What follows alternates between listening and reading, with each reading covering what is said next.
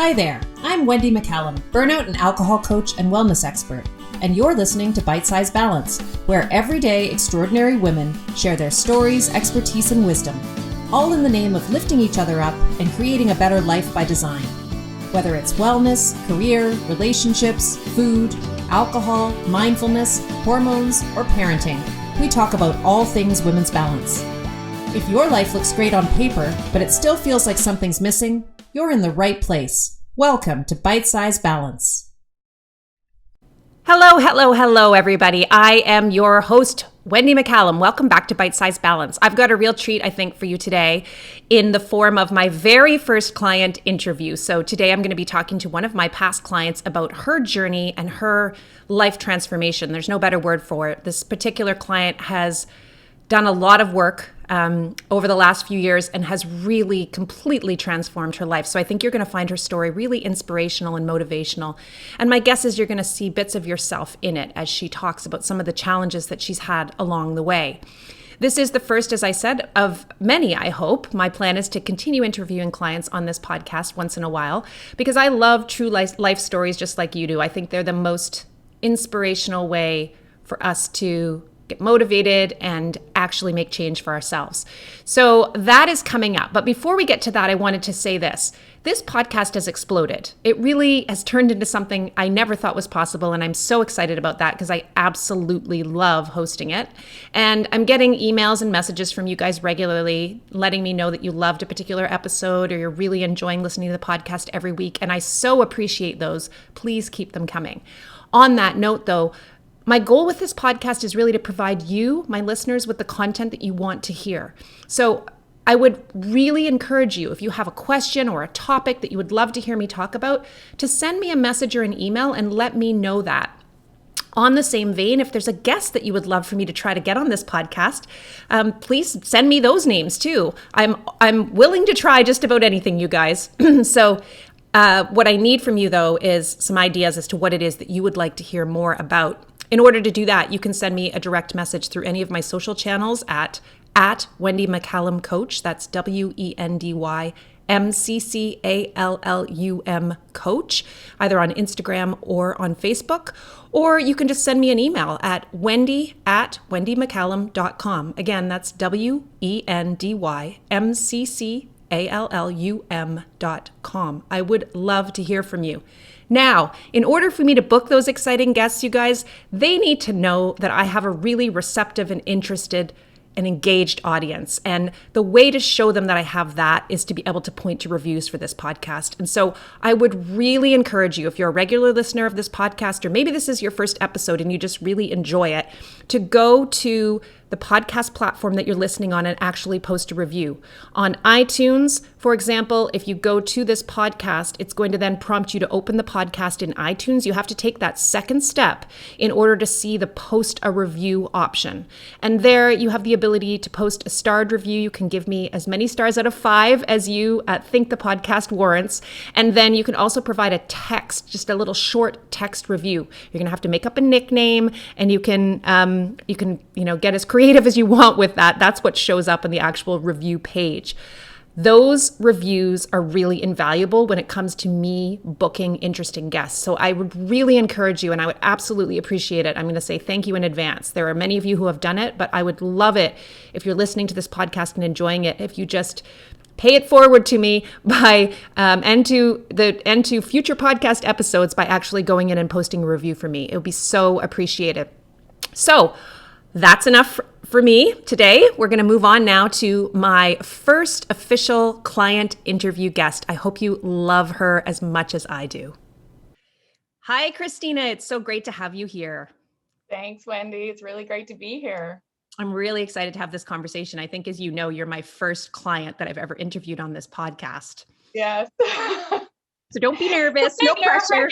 After listening to some of the all the really cool guests you've had on, it's pretty cool to be here.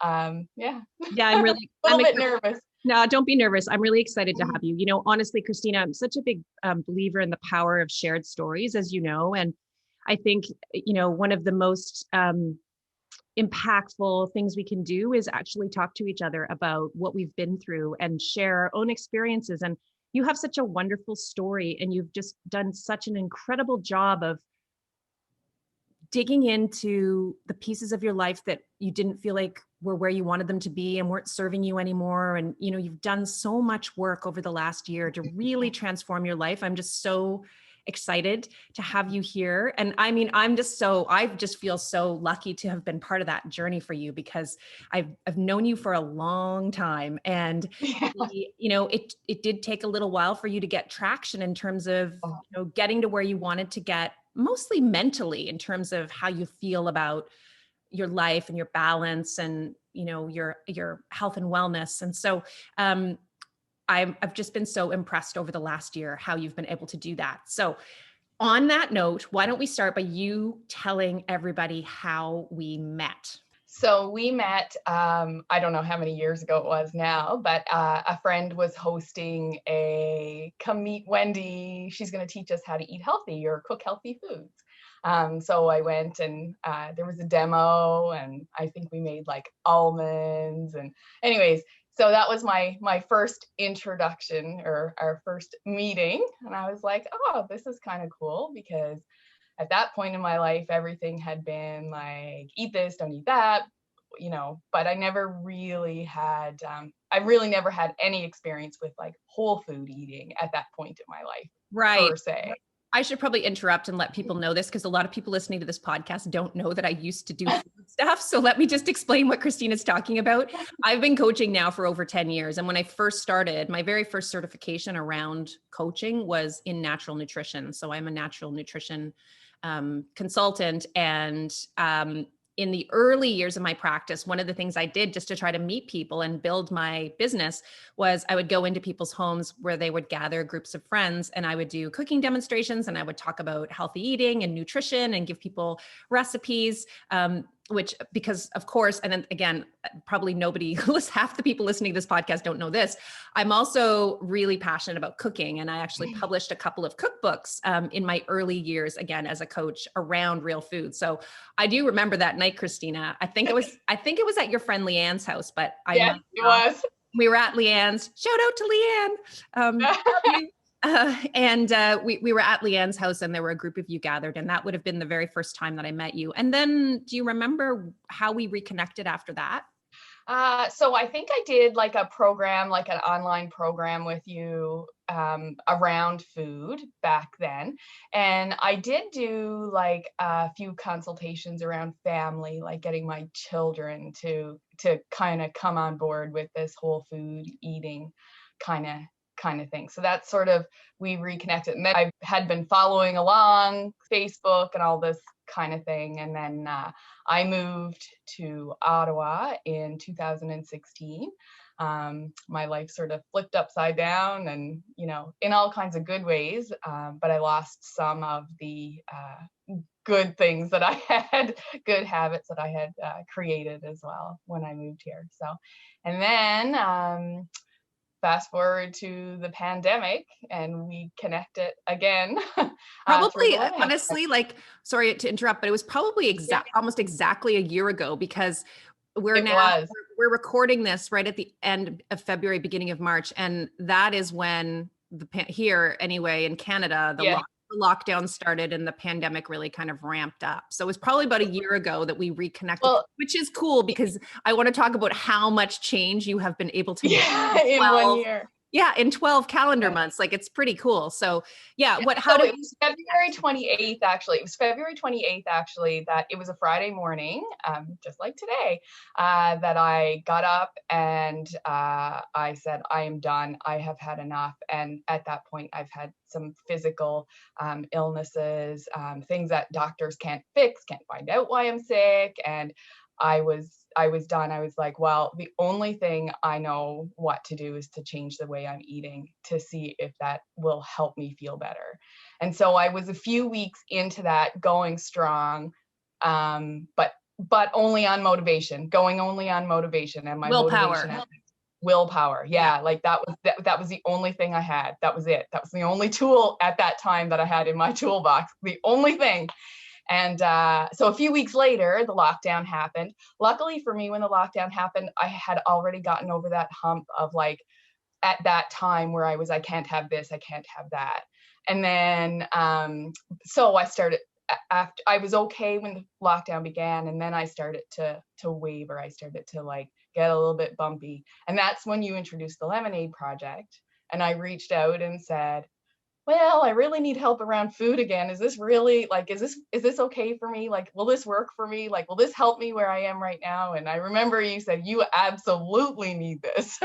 Right. And the reason you were questioning that is, for those of you who don't know what the Lemonade Project is, it was a program that I started online in response to the pandemic. I was sort of panicking like everybody was. I was thinking, how can I still support people during this? I hadn't explored Zoom. Like, I'm now intimately familiar with Zoom, but I remember a year ago, I was like, oh my gosh, what is this going to look like? And how am I going to keep my business afloat? What am I going to do here? And so I decided to try to create something that would be helpful for women during the pandemic. And it was really designed to help women maintain their balance or reset their balance if they were feeling really thrown off by the circumstances and the kind of unprecedented times that we were finding ourselves in.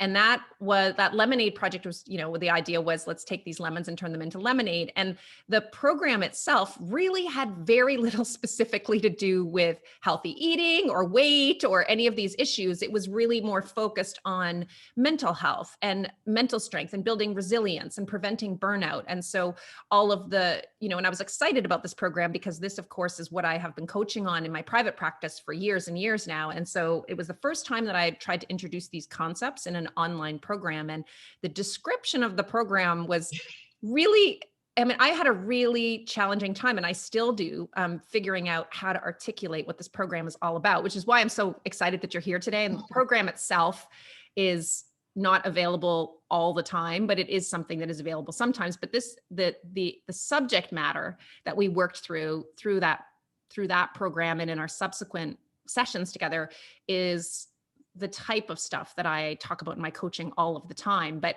when you contacted me, you were like, is this going to help me? I really need to lose weight, and I really need to, change my eating habits and get back on track. And I said, well, yeah, I'm not going to give you any very much specific guidance around food. But what I will do in this program is help you change your beliefs about food and help you find some freedom, I think, around food. And I think this is exactly what you need. And the reason I said that is because I knew your history around food, which I want you to talk about now. You had spent most of your life trying really hard on a diet. At the same, yeah, exactly. You were the perfect example of someone who, I say this all the time, it is time to try different, not harder, because you had been trying exactly the same thing over and over and over again for years. So can you talk a little bit about that and what that was like for you and what that did to you? Yeah. So if I, looking back now, I'm going to say when I was 12 years old and started puberty and body's changing, and my friend and I bought jeans together, and hers were size smaller than mine, then I was fat. Right at that moment in my life is when I can go back and say, that's when I knew I was fat. And I was not at all fat at that time, so when I was 12 years old, back whatever year that was, that was the day I walked into diet culture. And I went through my entire life looking for something to make me not fat. And so I tried everything, everything that I thought was going to fix that for me. And I never actually dealt with or even knew that there was something else going on. I actually never knew till I got into the Lemonade Project that I was eating as a coping mechanism. I had no idea. So I'm 44 years old, and I learned that in the Lemonade Project at this point, that the past, well, I guess almost 30 years, 25 years, I have been battling this demon that I thought was, I just can't. I'm just, and I'm just not happy with my self-image. And one of our you or my conversations, and I told you, and I actually didn't think at the time it was that big of a deal, that I always say to people, there's a fat girl who lives inside with me, and you were mortified that I said that. And I was like, that is really bad. Like, and nobody ever told me before that I shouldn't talk like that. Like, that is a negative, that is a terrible way to talk. So over the past 25 years, if there was a diet, if there was a whatever someone was selling, I was on board, because that was going to fix me. That all I just needed to do was follow this program, and eat this food, and exercise this way, and like, 4 times a week, this, whatever. And I was like so regimented. But the truth is, I always worked on willpower, and that willpower always got me so far. And then I circled back. Yeah. And, yeah. And I guess. Sorry, what did that look like when because I talk about this on the podcast a little bit, and, I know the pattern, but maybe you can just explain to people what that pattern looked like for you in terms of, following some kind of a pretty strict program for a period of time, and how that made you feel, and then what always happened, and then what happened after that. Yeah, so I would always do really great. And so there's been, in my 25 years, there's probably been 3 very significant times where I was significantly overweight in my adult life, and 3 times that, I took it off. This last time is it. I'm done. I'm a healthier person now mentally. So I would feel so successful. I would feel like, oh my God, I'm awesome. I'm doing everything right. And, okay, so on the weekend, I'm going to have my wine. I'm going to have my treats on the weekend, and I'm going to have a cheat day.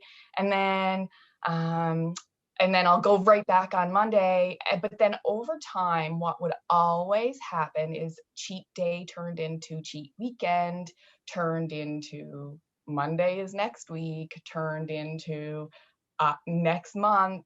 Oh, well, there's a birthday coming, Christmas is coming, Easter, Thanksgiving. Like, there is always an after. And this year, for the first time in my life, is the first. So I'm a full year now where I did not start a diet at any point of any event, of any milestone this entire year.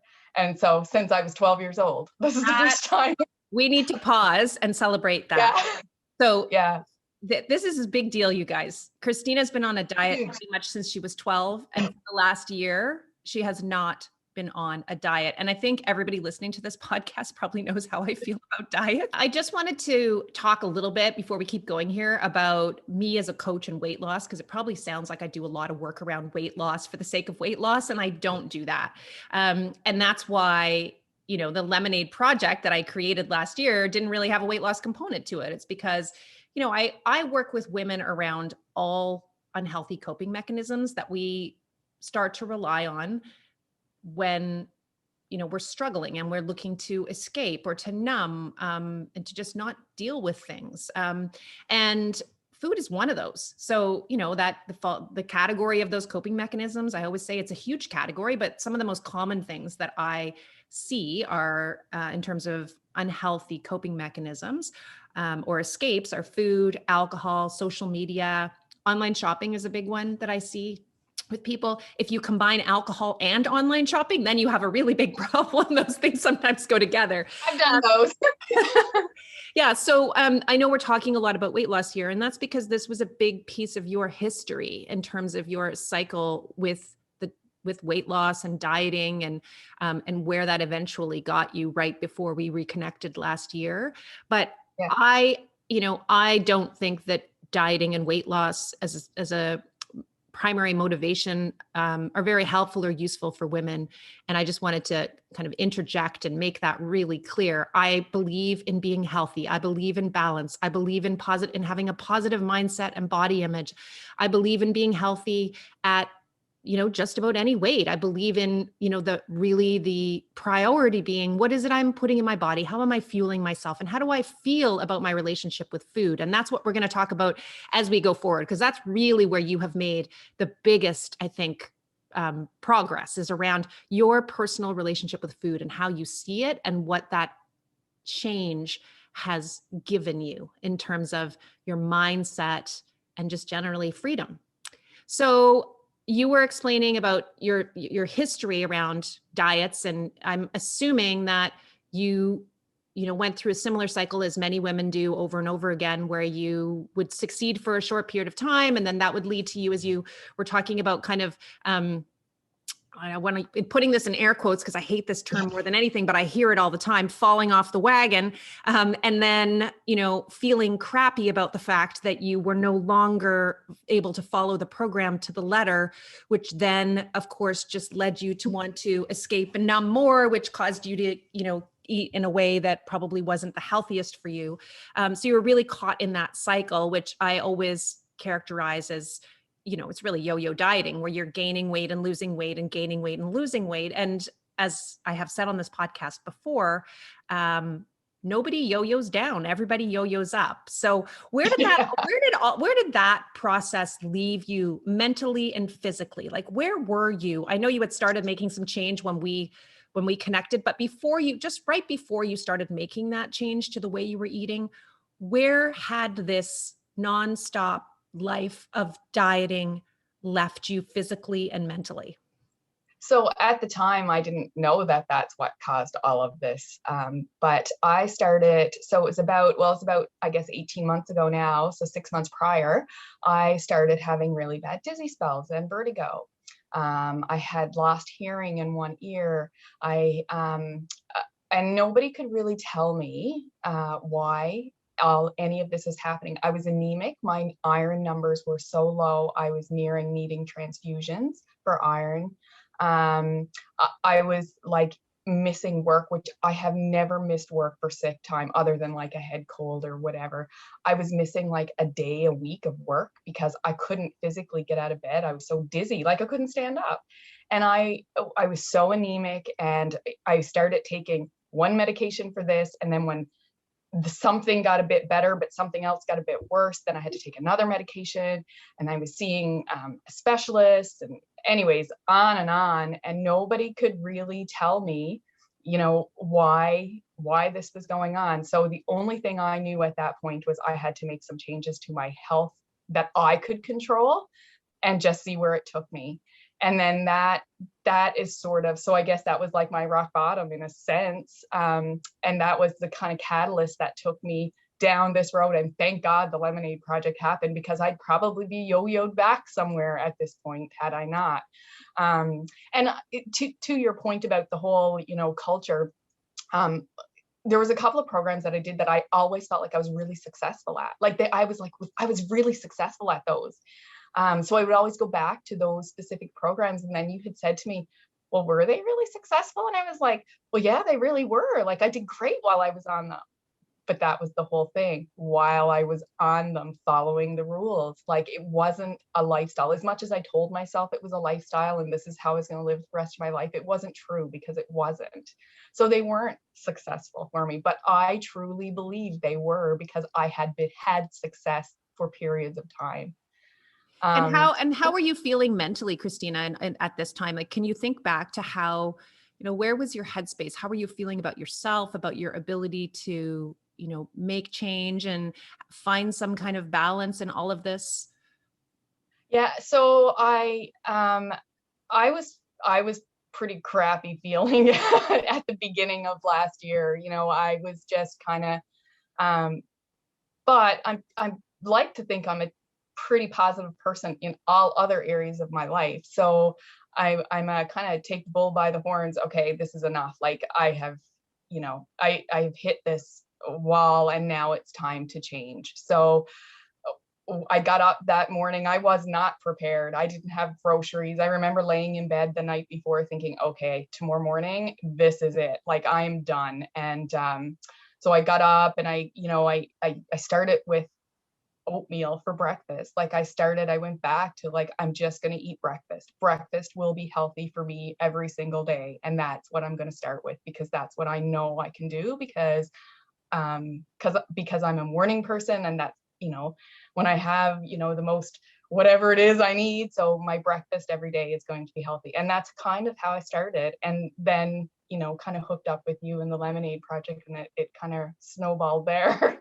Yeah. And I remember having a conversation with you. I don't know if you remember this, but I remember having a conversation with you early on in the program, and you were really concerned. I think you were still in that like all or nothing mindset around food, and you were panicking a little bit because you didn't really have a plan for everything yet. And I wasn't giving you a plan because that's not how I roll. What I was trying to do was teach you, how to build habits slowly over time that were sustainable and maintainable for you, obviously. And also, most importantly, how to shift your mindset around food and find some freedom. And so I remember you saying like, Wendy, what do I do? Where do I start? And I think I said to you at that time, like, just focus on breakfast. Let's work on breakfast for the next couple of weeks, get breakfast down. And then once you've got breakfast down, then let's start working on, other meals during the course of the day. And that's really the basis of all of the coaching that I do around balance and building resiliency and making positive change.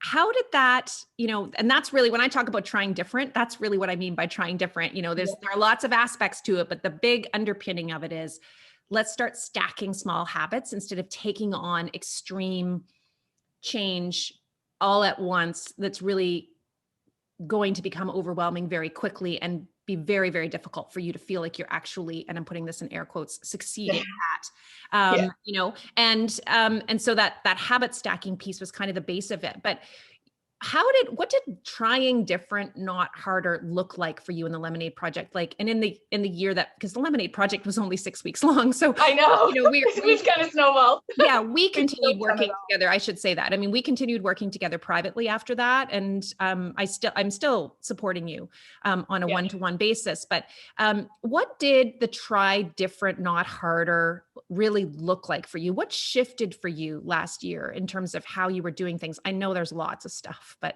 there is lots. So the first thing was I made a backwards calendar, and I really took the time. That is something else. I had decided that it was time to invest some time in myself. I'm a giver. I'm a make everybody else happy. Be sure everybody else have what they need. You don't even have to be in my family. You can be somebody at the grocery store. You're always getting ahead of me. Like, I'm always going to let that person go. And I had decided that, okay, I'm going to take this Lemonade Project and invest the time in myself and take the time to do the work and see what happens. What did I have to lose? What did I have to lose? I had a lot to lose, actually, but what it couldn't be any different or any, it couldn't be any negative to doing the work. There was no negative going to come out of doing the work. So the first thing I did was started with this big backwards year plan. And I had never, ever, ever done that before. Like, I had never looked ahead that far and worked backwards ever. And it was really hard to do. But during that first homework assignment, I started to see things, patterns, like as I would think of like certain things that happen in the year, events. I was starting to remember back to like things I would do during those times, and like how it always turned into a diet or whatever, and made a plan for the full year, which I still have. And can I ask you this, Christina? Sorry to interrupt, but what was your goal? Because I don't think it was a weight loss goal. What no, at that goal was? At that, I just wanted to have freedom from food, really. So it wasn't really it wasn't a number on the scale. At that point, I was like, I'm just taking it day by day. Like, if the weight will come off if I change my life, healthy. And I could be 20, 40 pounds heavier than I am now and be completely happy. Like, it wasn't about the number on the scale anymore. It was about freedom. It was the freedom because my life was consumed with what I should and shouldn't be eating. And what did freedom, when you talked about freedom, because I would have told you to dig further into that. That wouldn't have been enough goal for me. I would have said, because I'm a big fan of setting these qualitative goals, which is exactly what you did. So you're the perfect example of why, of how this works and why it is so important to not just set a quantitative goal for yourself in terms of something you want to accomplish or something, a certain number of pounds you want to lose or how many miles you want to run, like actually setting a goal around how you want to feel. And what you wanted was freedom from food. And I would have asked you to dig into that and really articulate in a journal or as part of this goal setting exercise, what freedom from food would look like for you. Do you remember doing that? And what did it look like? Yeah. And for me, freedom from food meant that I was, fueling my body, that I wasn't always thinking about like my next meal and what I was allowed to have and what I wasn't allowed to have. And that, getting out of that full cycle of, negativity, like, I wanted everything to be positive. We want it to be, when enjoying food, loving the food I was eating, but, positively doing things rather than like, you can't do this. Or I didn't want, I wanted to make sure there was no cheat days. I just wanted to live a life where I got up in the morning and I ate breakfast because I eat breakfast because that's what people do. You have to feed your body. I wanted to move because I liked what I was doing. I wanted to exercise because I've always enjoyed exercise. I've not always enjoyed the types of exercise I've done, but I've always enjoyed exercising. I wanted it all to be part of my normal life. I wanted to have my lunch at work every day and just eat lunch because it was lunchtime. Like, I didn't want every waking moment to be thinking about what my next meal had or couldn't be, or right. And what you ate the meal before and whether that was good or whether that was bad. Yeah. Right. Yeah. Yeah. And then as we went along, so we got more lessons and things, and then the whole meditation and gratitude thing came up, and I was like, oh God, here we go. I am not a meditator. And anybody who knows me would know that I'm not that like Zen-y person. I'm like the let's go type person. But and it was really, really hard at first. So every week I would set like a new goal. So, at first, so I wanted to meditate like 2 different days a week. And so once I successfully got 2 days in, then I started to notice feeling better. I started to notice things in other areas of my life, like impatience, anger, things like that, being better. And, with my family, more patient, more just different things. And I was like, is this the meditation? So outside of Lemonade Project, I started doing a little bit of research on meditation and things like that. And I'm like, maybe there is something to this, God damn it. And I was thinking like, anyway. So then I like guided meditation. So I bought an app. I took the money and I spent the money and bought the app, the full package deal. And since August, I've meditated every single day. I think I might have missed a couple here or there, but it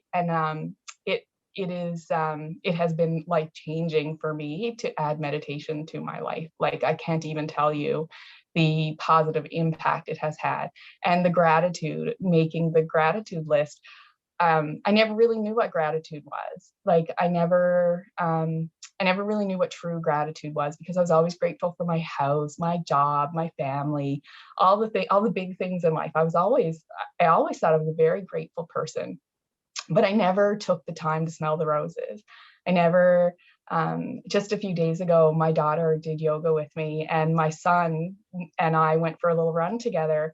And I came home and I was like, wow, I just exercised with both my kids in the same day. And I was like, this is the most amazing thing. Like, I was so grateful. So before I would have been happy about that, but I would never took the time that it takes to go and really appreciate the little things that happen every single day that we walk by and we're happy about, but we never know to just like be truly grateful for the wonderful things that are around us. It's so true. I'm like, I'm tearing up. Christina's tearing up. I'm tearing up. Yeah. I just wanted to let people know, if you missed the last episode of this podcast, the one that aired before today's podcast, so last week's podcast is a gratitude podcast where I talk about gratitude. And so we didn't plan this question, but I didn't plan this answer from Christina, but it actually is perfect in terms of how it ties in with last week's podcast, because I was talking about the power of a simple gratitude practice and how it can change so much for people in terms of how they go through their everyday days. And I have a question for you, Christina. I know that gratitude and meditation were two big practices and changes that you made last year that you started to incorporate regularly into your life. And I'm wondering, in terms of where you got to at the end of all of this, in terms of meeting your goal, maybe first of all, where did you get to at the end of all of this? And then the second question is, how do you think gratitude and meditation and some of the other practices that on their face have nothing to do with food, how do you think those tied into you being able to achieve the goals that you set for yourself? Yeah, so, well, I actually probably achieved my goal 6 months ago, in all honesty, because as time was going and I was putting all of these little things into practice, I stopped thinking about food somewhere along the way. I don't know when that actually happened, but I stopped thinking about, I made my lunch every day. I planned supper. Like it just became a normal routine, and I stopped thinking. And all of those little things, the gratitude, the meditation, really for the first time in my probably entire life, put me in today. I wasn't thinking about what was going to happen tomorrow or what happened in years past or past experiences. It taught me to be here right now with what I have today.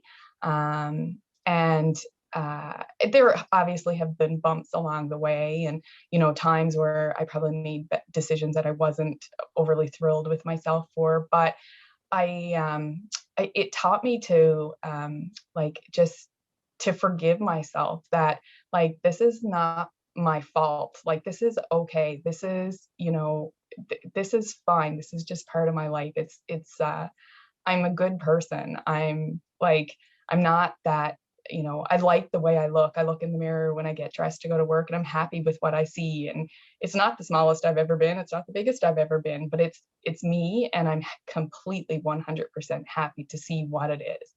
And all of, the meditation for me was probably the biggest one to bring me back to right here, right now. What can I do in this moment right now? Because the rest doesn't matter, and the rest will fall into place if you do those today things.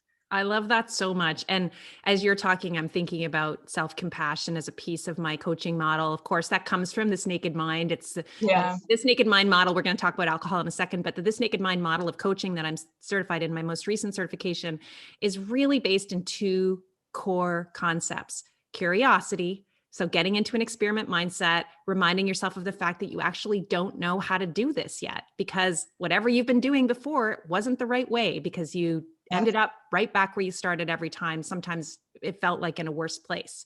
So getting into that place of curiosity with yourself and recognizing, like, I got to figure this out. I don't actually know how this is going to go. I don't know what I need more of and what I need less of and how that's going to work, and, how to set myself up for success with that. I'm going to have to play around with that and try some things and experiment and figure that out for myself. And you did such a great job of that. And then the other piece is self-compassion. It's forgiving yourself and recognizing, with all of these things, like everything you're talking about, Christina, is equally applicable if someone is struggling with alcohol as their coping mechanism, or social media as the thing they reach for every time they want to escape or numb, or Netflix or online shopping. It's all the same. And that self-compassion piece, being able to say to yourself, this is not a user problem. This is not my fault. I'm not broken. I'm not weak. I'm just a human being. And this particular thing that I'm reaching for is, in actually all of those cases I just talked about, is something that gives me an artificial high. It's a substance problem, as opposed to a Yeah, use. and I never knew, and I never actually knew until the Lemonade Project, really, that I was doing, like, I didn't even know I was using it as a coping mechanism. I remember the first one, like, what's your coping mechanism? And I was like, oh, what is my, like, I don't really cope with anything. Like, thought I was a very overly happy person, which I have been, but I never really connected that when I had a bad day at work was the nights that I binged on whatever, or like, if something really great happened, I celebrated it with food, or like I never connected that all of that was coping with life for me. So I learned so much from doing all of those different things that I had never, ever tried before, ever. Because I always only tried food. Yeah. It's wonderful. And you're not alone in that. A lot of women want, one of the questions on my intake forms when I do private coaching is, we talk about stress levels and triggers for stress. And then I say, like, what are your most common coping mechanisms? And it's often blank when people, fill their forms in, because they're not entirely sure. So that is not unusual at all. And that's one of the things that I aim to help people gain some insight into when I coach women. So at the end of all of this, it sounds like you got to that place, maybe even before your 1 year goal, you got to what you were really craving, which was freedom from food.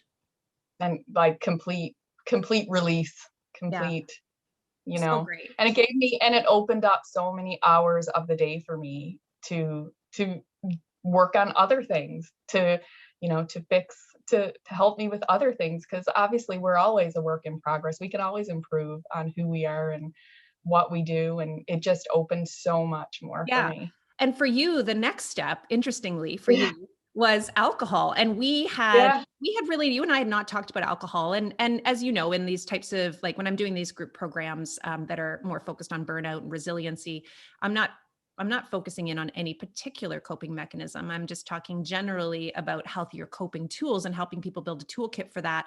I think there was one lesson in that particular program where I did talk about my own alcohol story. And I talked about, examining your relationship with alcohol. And if you weren't really happy with it, how to maybe start making some changes around that.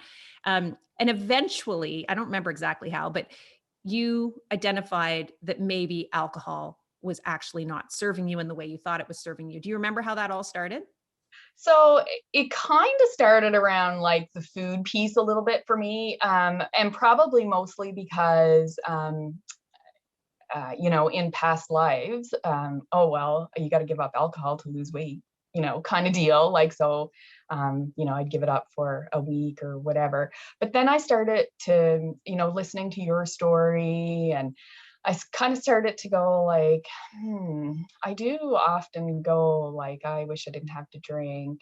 I had many of my own stories of embarrassing moments, even as a, 44-year-old, 43, whatever age I was at the time, where I had one incident where I'm completely embarrassed about that, like probably, 2 years ago now. And so just thinking about some of those things and making all these other changes in my life about being present and, loving being in the moment, and realizing that alcohol is actually taking me out of that moment. So I kind of started talking about, well, maybe I want to try to like moderate and not drink very much. So I think you and I talked about it, and you were like, well, why don't you try a little experiment and, see how it goes. And so I journaled for a few weeks before I, about like every time I drank, what happened when I drank, how did I feel before I drank, how did I feel during, how much did I drink, how did I feel after, all those things. So for roughly 2 weeks, a 2-week period, I logged my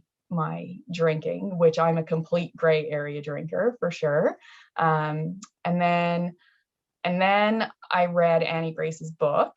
This Naked Mind. This Naked Mind. And the science thing, the more I read it, I was like, oh my God, we're being duped in this too. There's diet culture and now there's alcohol too. And so I decided that I would go ahead with the 30-day experiment and try it.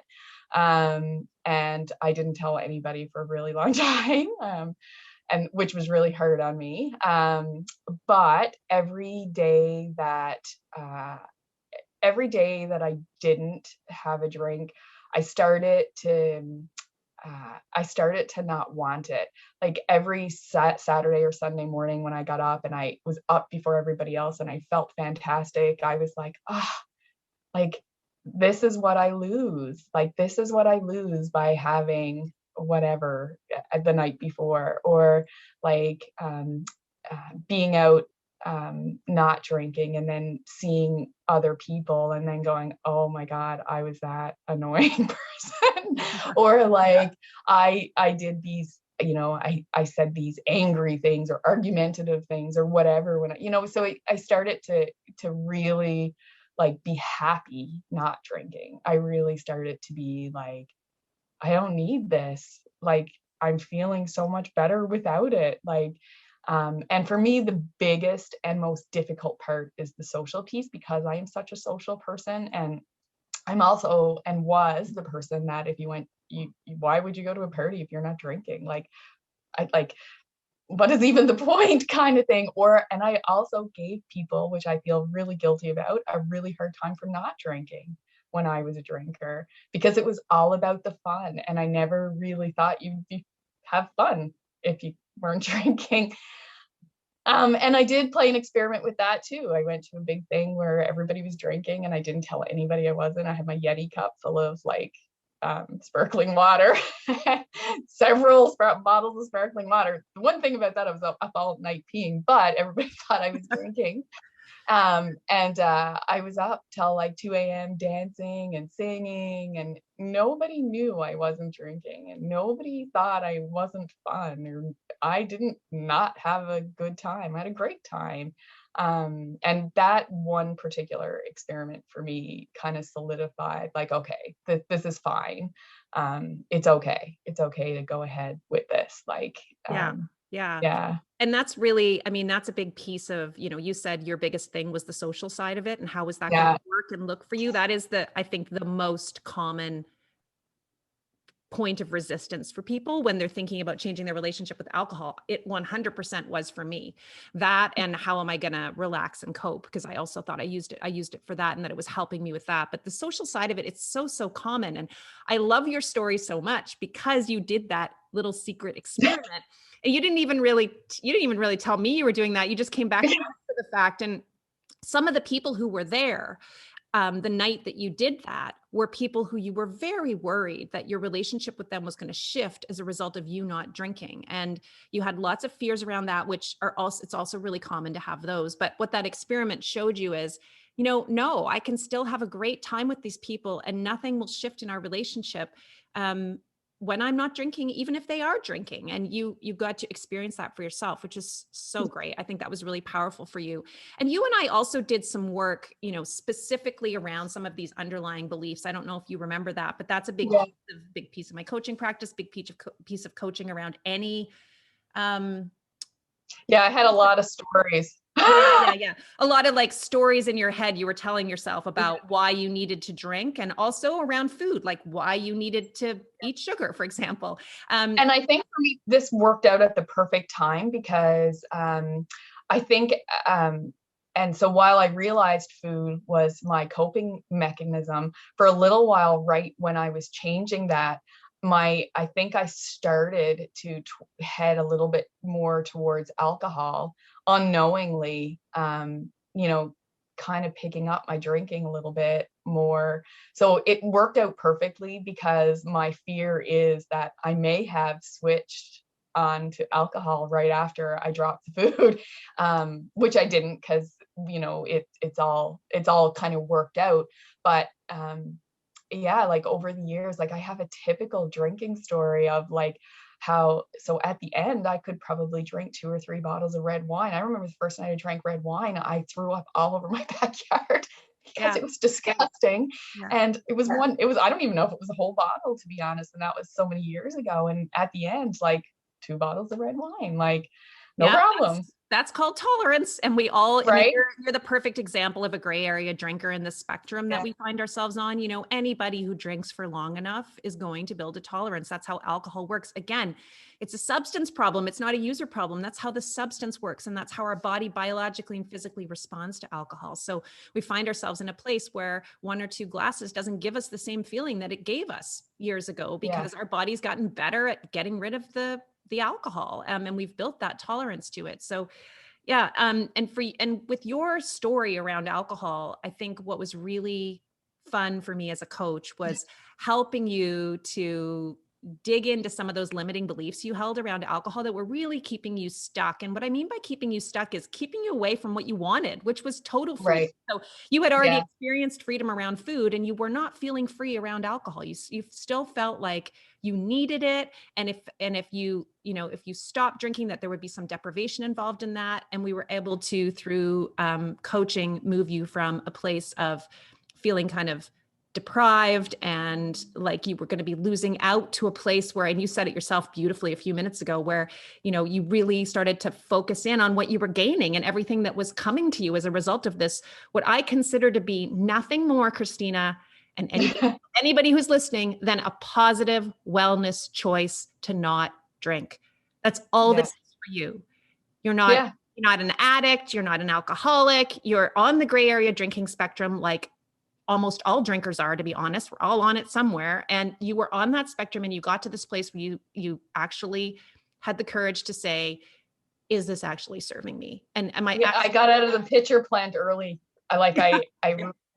Like, yeah. There's an analogy that goes around alcohol that Christina's referring to, of a pitcher plant. It's a great analogy. Annie Grace uses it all the time. And so do other authors who work in the field of alcohol. And yeah, I mean, you and I are just examples of people who made the decision earlier. And I think that's I think it's really it's such a powerful, positive choice to say, like, I don't need to hit rock bottom here. That's not where I want to be. I actually deserve more than this. And I deserve to have a full, robust life where nothing is really physically holding me back and nothing is consuming my mental space. And so on that note, I want to ask you, I mean, you already talked about how changing your relationship with food freed up so much time for you. And I think when you're talking about time that was freed up, it's a combination of physical time, but also mostly just mental time, because you're not thinking about food all the time. Right. What happened when you achieved the same freedom from alcohol? Because, correct me if I'm wrong, I don't think you've had a drink since that decision. July 8th. Amazing, Christina. Amazing. So what's happened with your mental space just generally? Like, how are you feeling about all of these changes cumulatively? Oh my gosh. I mean, amazing. I mean, I am in such a great, happy headspace now. I'm a happier person. I advocate for myself way more. I ask for things that I need. I did so at work like a week ago. Like I need this, which I never would have done before. Physically, I feel the strongest I've ever been in my life. I don't know if I am or not. I just feel like I am. I'm completely happy with my physical appearance. I don't think anything about it. I don't spend hours a day agonizing over what was or what isn't. The alcohol part, for me, I fell into, I would say, almost all of the beliefs in Annie Grace's book, and I didn't really know I did. And I never really knew it was okay to be a gray area drinker and not drink, because it's so like stigmatized almost. It's not as much, it's becoming more and more, but it's like that embarrassing, oh, I got to tell them I don't drink or whatever. And I'm not like that anymore. And now I just kind of like, oh, no, thank you. And if I feel like telling them I don't drink, then I will, but otherwise I'll just say no, thank you, or whatever. But it's just such a better life. It's just so much better. I'm a better parent. I don't think I was a bad parent before, but I'm a much better parent now. My relationship with my daughter, that has been tumultuous at times, is amazing right now. It's just things are really great for me right now. And this time a year ago, they weren't. I love that. I love that. I mean, really, it's almost like today's February 26th that we're recording. I know, 2 days. I know. And it's Friday, February 26th, and it was Friday, February 28th that you first contacted me or made the decision to make change. And so I think this is like the perfect time for this podcast to be recorded. It's so great to be able to look back and see what you've been able to accomplish over the course of just 1 year. And you did this, Christina. You did all the work. So if you were able to give some advice, if there's someone out there listening to this podcast and they're struggling, they're feeling stuck in something, whether that's their relationship with food or their relationship with alcohol or something else, and they're just feeling like they don't even know how to get started, what advice would you give them? Take a deep breath and invest in yourself. invest the time and financial aspect, if that's a thing, it is worth it. Reach out to Wendy. She has so many tools that I didn't know exist, and probably most people don't know exist. There's many more that we didn't even talk about today that oftentimes come out in me, like pausing and halt and all sorts of other ones that I do all the time. And that Wendy is such an honest, so there's been times that I have said things and you're starting to sugarcoat it, but at the end it's like, okay, well, this is what it really is. And, be accepting and open to that, because it's just, sometimes we need help. Sometimes we need help to get from where we are, because we just don't know. We do the best with the tools that we have at the time. And maybe there's different tools. We need a different toolbox. The toolbox I had was not right. I love Wendy's that. toolbox is fantastic.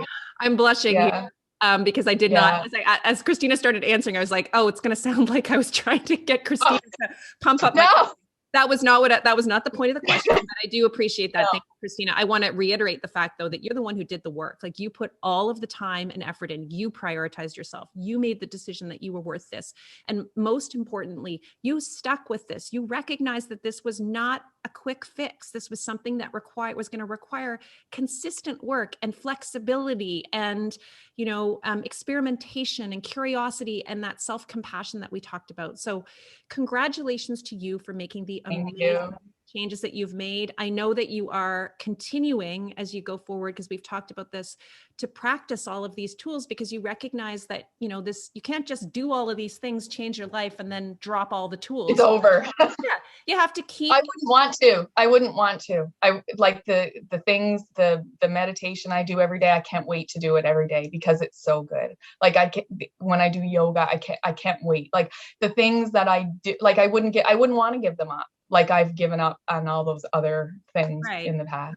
And that is an example, you guys, of what happens when you frame this from the place of, what am I going to get from this? A place of abundance, a place of freedom, what I talk about all the time. Start framing your goals instead of from like, what do I have to give up? And what am I going to lose? And, how horrible is this going to be for me in order to achieve this goal I have for myself? To what will I get from this if I make these changes? What might be possible for me? And how will that feel?